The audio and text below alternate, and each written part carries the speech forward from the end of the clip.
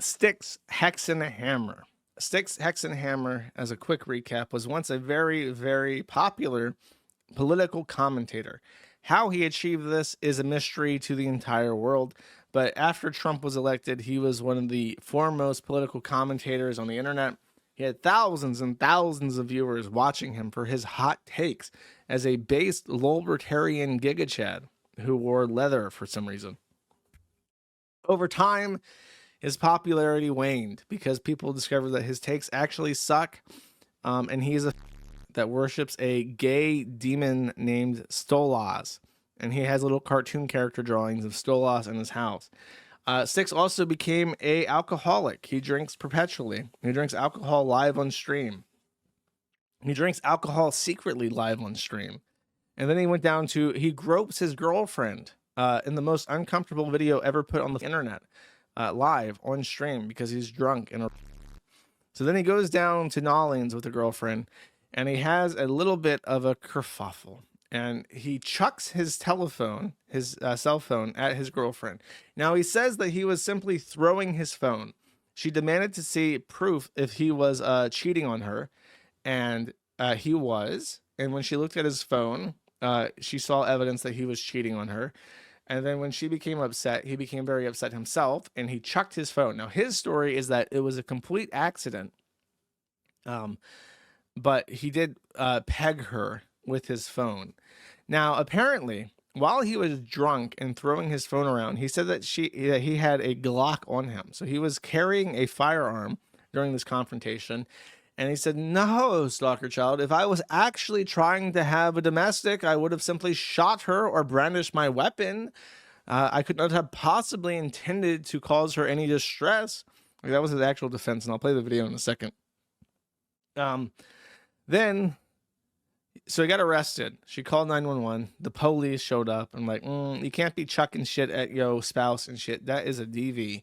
And so he was arrested and spent a weekend in jail, where Jeremy Hambley was the one he had to call with his one phone call to get bailed out of jail, because apparently he just doesn't have enough money on his own to post his own bond. So Hambley bailed him out, and then he returned to New Hampshire, I believe, or Vermont, one of those two states, and has been going through the judicial proceedings for the last couple months. Now, at some point, the prosecutor in his case committed, which Styx took as evidence that his chaos and this is not a joke. If you like, I always like to imagine what somebody's thinking if they're listening to this stream for the first time, because it must just sound like I'm making shit up. So this guy who's like a dark wizard, he believes he doesn't believe in prayer.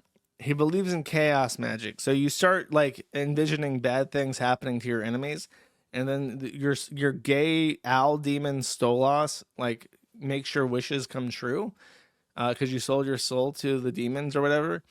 And he was wishing bad things to happen to his prosecutor, and then he killed himself.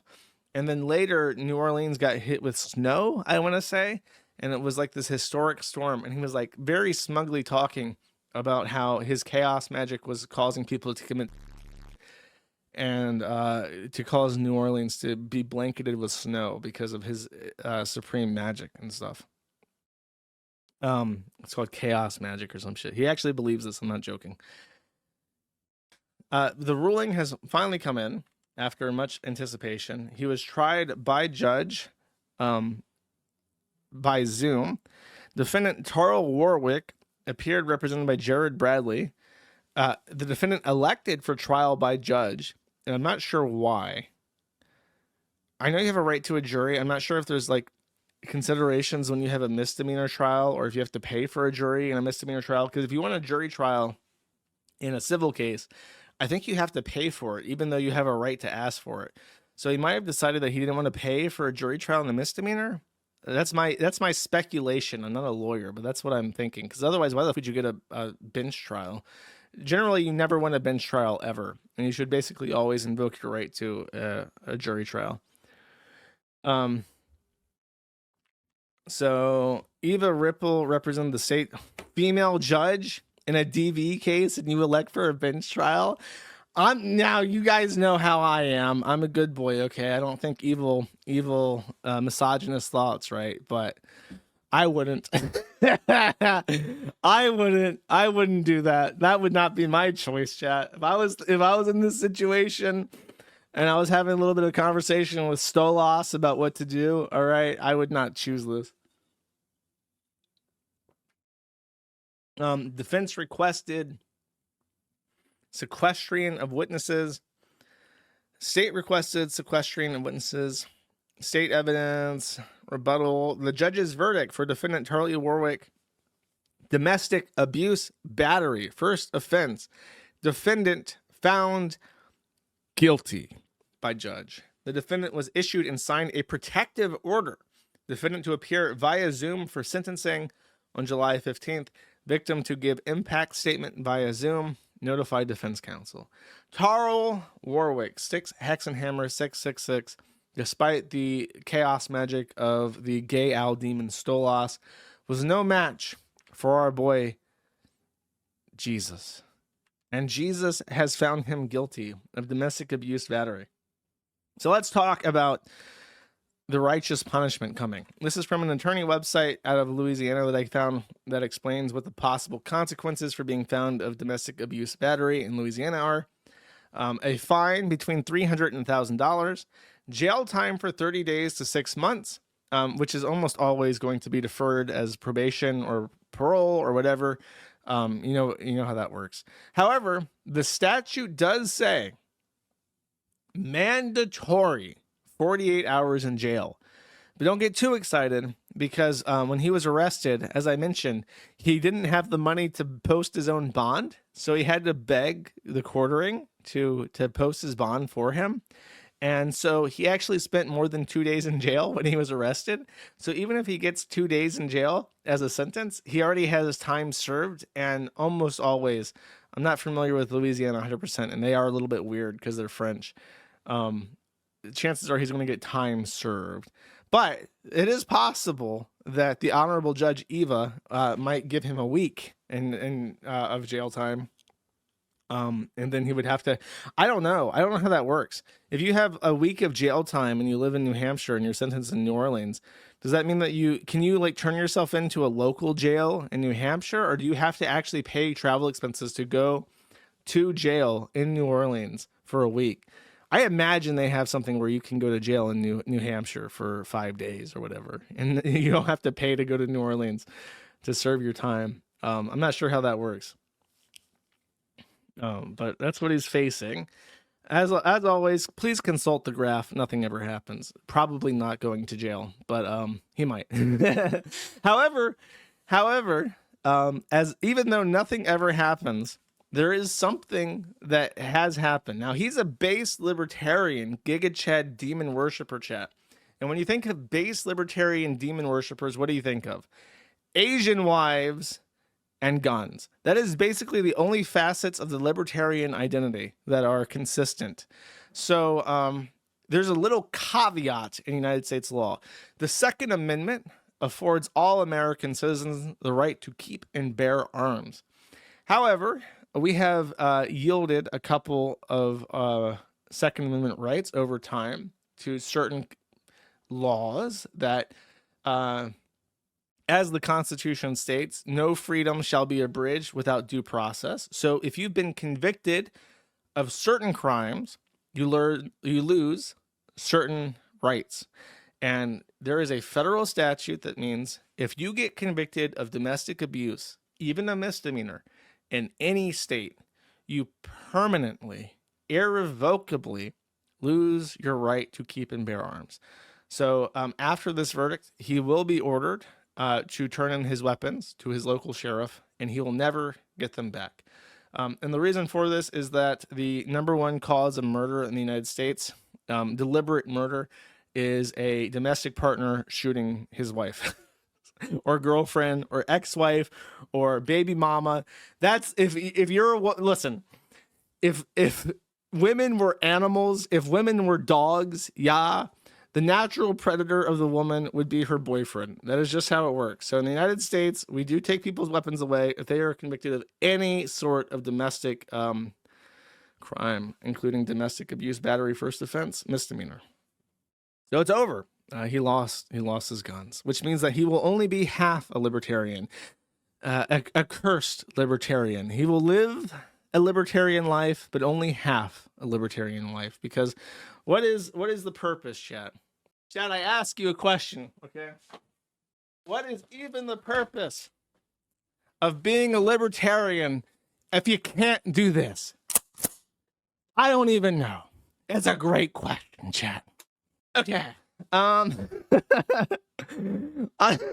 People get mad at me and doing. I haven't shot it yet. I know there's no bullets or shells in the gun because I've not shot it yet. I'll have to get around to that. It's harder to find a range that lets you use shotguns than it is to find one that lets you use a rifle, chat, or a handgun. You have to go to certain ranges for that.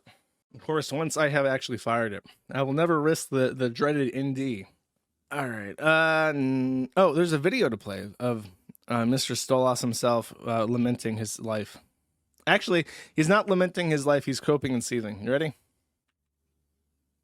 All right, everyone, getting out in front of it. Yes, I was found guilty of battery just earlier in the New Orleans Parish Courthouse.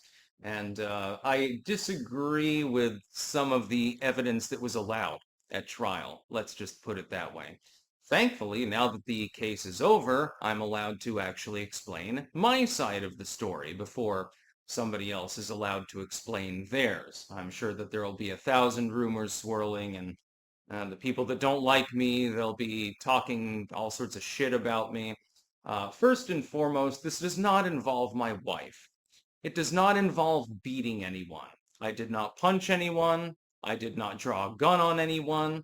I did not hit anyone with a baseball bat or any of these things. What happened is this. I was inebriated in a hotel room with my ex-girlfriend.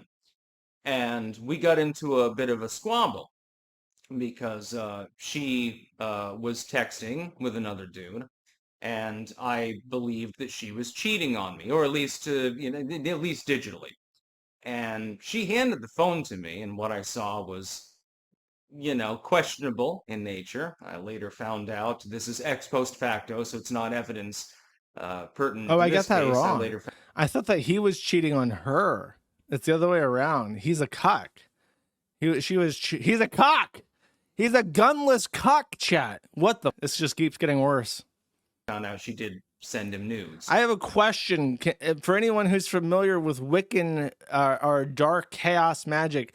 Can Stolas prevent you from becoming a cuckold? I need this for scientific purposes. I'm not going to name her, by the way, because that's not necessary or proper or potentially even legal. Anyway, I tossed the phone back onto the bed, but because I was inebriated, it accidentally hit her in the side. Now, I've been found guilty of battery. Under Louisiana statute, you should be able to show intent in order for that charge to stick.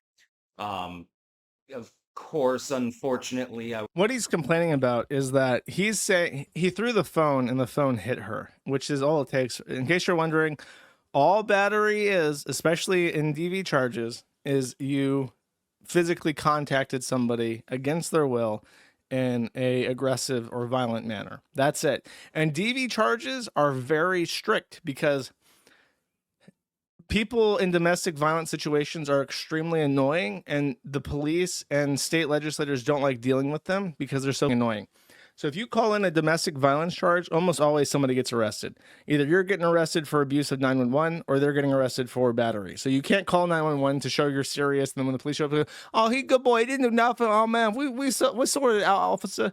Like either you're going to jail or they're going to jail. Somebody's going to jail. That's how it works. And the domestic violence charges are usually extremely cut and dry. Do you have a partnership with this person? Do you live together? Yes. Okay. So we don't have to decide if you're boyfriend, girlfriend, or married or anything like that. It's, do you live together? Yes. Okay. You're domestic. Did you make physical contact with them in a way that was violent? You threw your phone and it hit her. Battery. Domestic? abuse, battery. That's it. That's all you have to prove. And the reason why is because they don't want to get into court, because this shit happens all the time. Be like, oh, I didn't mean it. I was just throwing my phone, and she's not even my girlfriend anyway, so she can't be my domestic partner because she's not my girlfriend. Sure, we live together and we're not boyfriend, girlfriend, so she's not like, courts don't want to deal with this trash shit, Jerry Springer nonsense. Live together, battery. All it takes. And he's complaining that there was not intent. But even if he didn't intend to hit her with the phone, he intended to throw the phone. And when you throw a phone at somebody, you are intending to do so. And if you hit them, it's then battery with intent. Because you should know, as the mens renus or whatever, the Latin word for the criminal mind, you know that when you throw something towards somebody, there's a chance you're going to hit them. So that's all they have to show. Did you throw the phone? Did it throw at them? Yes, you have intent. So he's complaining like, I didn't actually mean to hit her. Well, bitch, did you throw the phone at her? Yes, you had intent. That's how it works. I was found guilty anyway, probably because I have a penis, honestly. I did not intend to harm my ex. I did not materially threaten her, despite the fact that I had a Glock 17 on my hip. That never happened. I did not beat anyone. I did not brandish a weapon. I did not do anything like that. So I'm just getting out ahead and saying, I am not a violent individual. I am not an insane individual. Well, I may be insane, but not, in the criminal sense, and so forth. So I just wanted to make that clear before all of the rumors begin circulating. Yeah, which I'm sure that they will. Oh, Kino Casinos, they have a field day with this once they read OPSEC. Go have at it. It's all good. So just to be clear about the actual facts of the case, I should not have been found guilty under Louisiana state statute, but I chose not to testify, and I believe that was probably a bad decision because I could have explained all this before. This absolute imbecile thinks that if he went in front of a Louisiana female judge presiding over a domestic abuse situation and just explained his side of the story, he would be off scot-free. She would go, oh, so you didn't mean to hit her with the phone? Ah, geez, dude, I guess that means you get to walk free. Bang, bang. This would be locked up for life for attempted murder. He tried to drive that phone through her skull. For the court in literally less than 4 minutes. Whoops. Oh, well, it doesn't really matter. Since my sentencing is via Zoom call, I'm assuming I'm probably getting probation. Anyways, I wish the alleged victim well. Do your own thing. Leave me alone, basically. That's basically all I can say. And dudes out there, please, be careful about who you date. Just saying. That's about all. Well, I think we can agree with that one, Peace out. Styx. Don't make bad penis decisions. Bad penis decisions are bad life decisions, chat. And don't throw your phone at your girlfriend. Don't commit domestic abuse, battery, chat. It's a bad idea.